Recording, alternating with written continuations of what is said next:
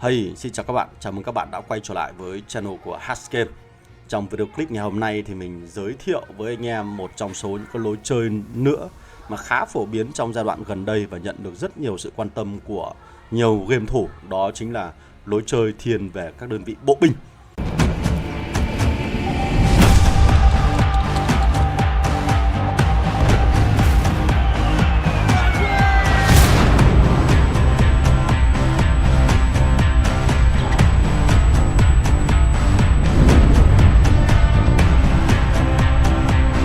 Ok, rồi mình đã có một video clip liên quan đến pháo binh ở S56. Và nếu như bạn nào mà có quan tâm về cái đơn vị pháo binh đó thì có thể xem lại video clip đó nhé.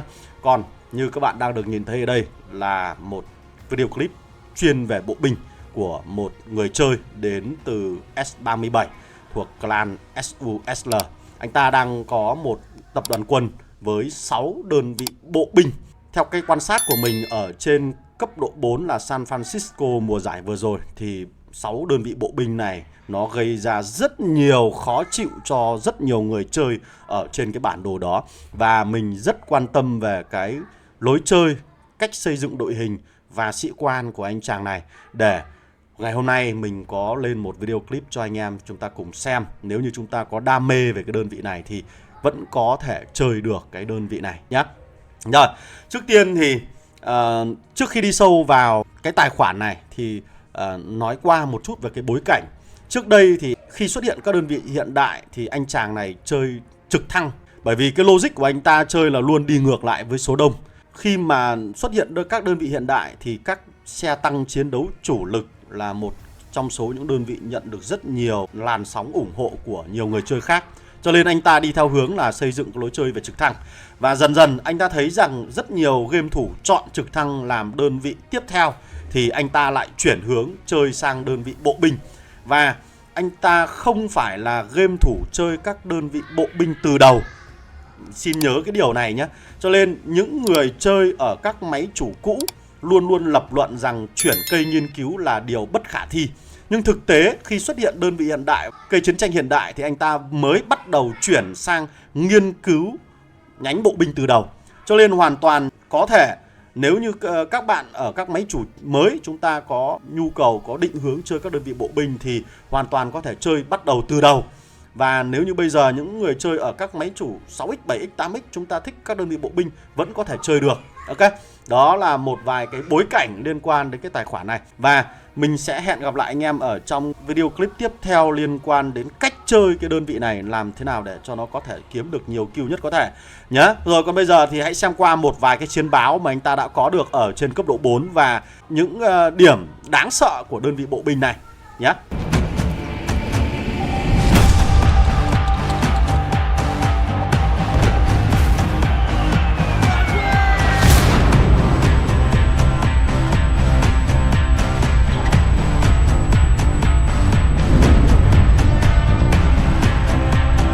Rồi, như vậy là anh em vừa được xem qua một vài cái chiến báo được ghi lại. Mà rất tiếc là cái chiến báo này anh ta chỉ chụp lại thôi chứ không có ở trong cái tài khoản này, cho nên mình không thể show trực tiếp cho anh em xem được. Ta xem qua các cái chỉ số điểm giết từ phần báo cáo chiến đấu là đủ rồi nhỉ. Và chúng ta thấy rằng hoàn toàn có thể sở hữu được một lượng kill rất tốt từ các đơn vị bộ binh.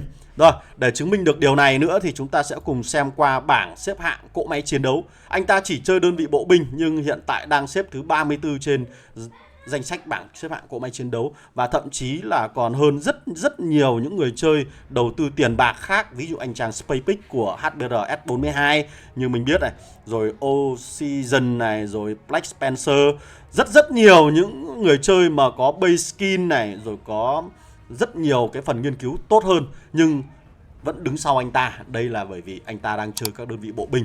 Và theo như chia sẻ của chủ tài khoản này thì đơn vị bộ binh là một trong số những đơn vị rất dễ chơi và rất dễ gây ra cái sự ức chế lớn dành cho đối thủ.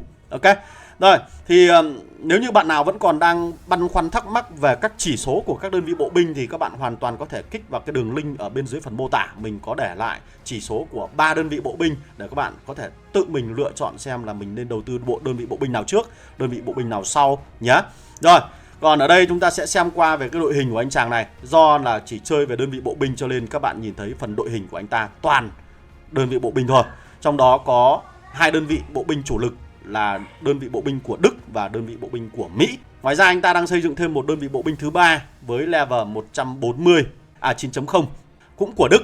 Còn không quân thì anh ta mới chỉ có một đơn vị không quân là máy bay tiêm kích của Nga 9.2.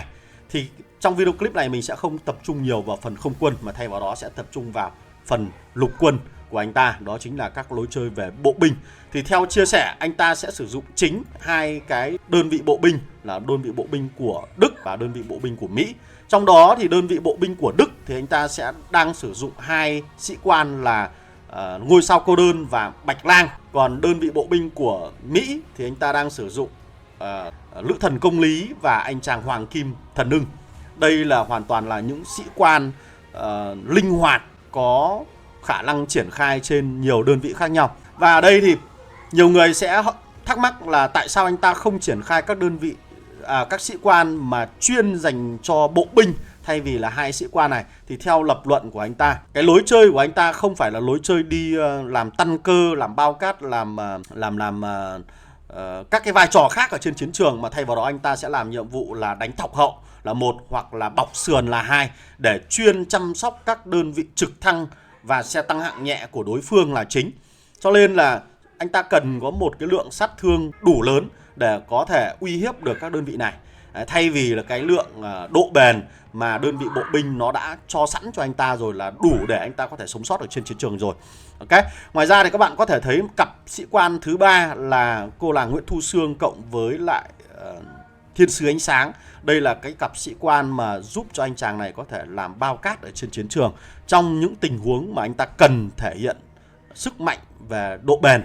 Thì anh ta sẽ sử dụng 2 sĩ quan này, ví dụ như là tấn công vào các căn cứ, ví dụ như là làm bia đỡ đạn, từ hứng sát thương từ các đơn vị về pháo binh nhé. Đó là về phần sĩ quan. Rồi chúng ta sẽ xem qua về cây công nghệ. Cây công nghệ của anh chàng này như các bạn thấy là nó giống như bao nhiêu người chơi khác từ đầu thôi. Anh ta chưa có những cây công nghệ được ghi chữ tối đa, ngoại trừ cái cây quân đội này.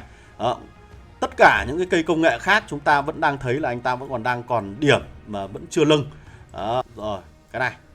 Ok. Rồi trong đó thì tập trung nhiều hơn vào cây tác chiến nâng cao. Do trước đây anh ta chơi đơn vị trực thăng rồi. Các bạn hãy nhớ lại bối cảnh của cái tài khoản này là anh ta cũng đi theo cái đường trực thăng và đã nghiên cứu toàn bộ cái nhánh trực thăng này lên đến cao nhất có thể rồi. Ngoài ra chỉ còn một vài cái điểm nữa thôi là có thể khiến cho đơn vị trực thăng của bạn bốc cháy. Đấy, thậm chí là một chút về tiêm kích. Đó. Đấy, sau đó là đến nhánh hiện đại cũng thế. Đấy, các bạn nhìn thấy là anh ta đã đầu tư được 1/2 cái nhánh hiện đại rồi. Và lúc đó là anh ta nhận thấy là cái meta của trò chơi nó đang dần dịch chuyển sang các đơn vị là trực thăng. Và từ đó thì anh ta mới bắt đầu là dừng hẳn cái cây nghiên cứu xe tăng và trực thăng. Và lúc đó anh ta mới bắt đầu chuyển sang đơn vị là bộ binh, chứ không còn đầu tư nhiều vào nhánh xe tăng nữa. Đó, thì đây là một trong số những cái minh chứng mà mình muốn cho các bạn xem là chuyển nhánh công nghệ nếu như chúng ta có định hướng từ đầu, nó vẫn hoàn toàn có khả năng làm được, vẫn thực hiện rất tốt. Và miễn là làm sao mà các bạn có đủ đam mê, và miễn là làm sao chúng ta có thể duy trì được cái đam mê này nó đủ lớn để chúng ta có thể hoàn thiện được cái lối đánh của mình. Ok, các bạn nhìn thấy là cái cây công nghệ của anh ta đang còn một vài, thậm chí còn rất nhiều nữa mới có thể chạm được đến cái mốc cuối cùng này. Nhưng hiện tại là các chỉ số báo cáo chiến đấu của anh chàng ở trên cấp độ 4 nó vẫn thực sự là khủng khiếp.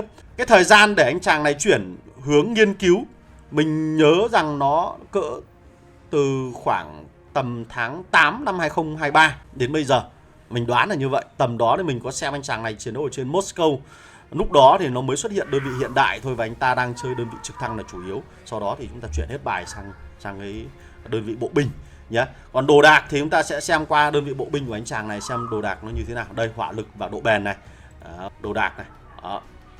Có vẻ rất tốt nhỉ. Đồ đạc này, và nhiều bạn sẽ nói rằng là do tài khoản này có đồ tốt cho nên nó chuyển sang được đơn vị này được, chứ còn nếu như không có đồ chuyển sang thì chỉ có thọt thôi. Cái vấn đề là gì? Khi chúng ta đã xác định được là mình chuyển sang đơn vị nào thì mình nên đầu tư các hòm bản thiết kế của cái đơn vị đó thôi, để mình mở ra nó thôi. Còn tất cả những cái hòm bản thiết kế khác là mình có thể tích lũy lại và mình không đổi nữa, để tập trung tìm kiếm được các cái bản vẽ vàng cộng cộng của chính cái đơn vị đó thôi. Đó, như đây các bạn thấy là ngoài đấy ra là chúng ta còn có rất nhiều các cái bản, các cái linh kiện của các cái đơn vị khác, ví dụ như là đây trực thăng của anh chàng này, pháo này. Đó, ok. Đấy thì cái quá trình xây dựng tài khoản này mình thấy đánh giá là khá là hấp dẫn, và mình mong muốn là cũng show cho anh em xem về cái hướng đi này.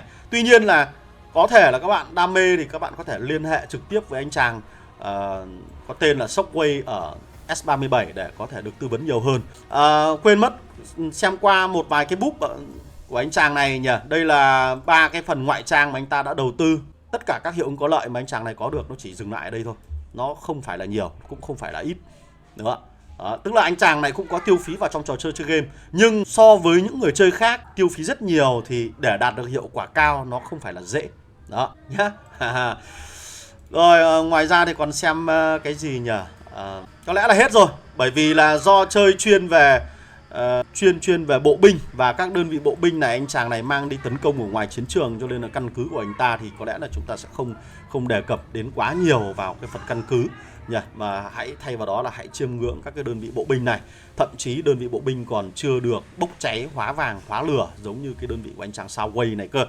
Nhưng mà nó đã gây ra được những sự khủng khiếp và những cái tiếng thét rất lớn ở trên cấp độ 4 rồi. Và hy vọng là cái meta của bộ binh này nó còn kéo dài thêm chút nữa để chúng ta, những người chơi đam mê về bộ binh, có thể tập trung và đi theo cái con đường này một cách nó thỏa mãn nhất có thể và một cách nó dễ dàng nhất có thể. Ok, còn về lối chơi và cách đánh như thế nào thì có lẽ là hẹn gặp lại anh em ở trong cái video clip tiếp theo nhé. Bởi vì video clip này nó đã dài quá rồi, chúng ta có thể tham khảo nó ở cái góc độ là học tập các kỹ năng của anh chàng Shockwave này nhé. Rồi, còn bây giờ video clip của mình xin phép được tạm dừng tại đây. Nếu như các bạn có điều gì quan tâm thì có thể để lại cái phần bình luận, những cái lời nhắn của các bạn và những cái chia sẻ của các bạn về cái lối chơi này, và chúng ta sẽ cùng nhau trao đổi thêm nhé. Rồi, còn bây giờ xin chào và hẹn gặp lại anh em ở trong các video clip lần sau. Goodbye.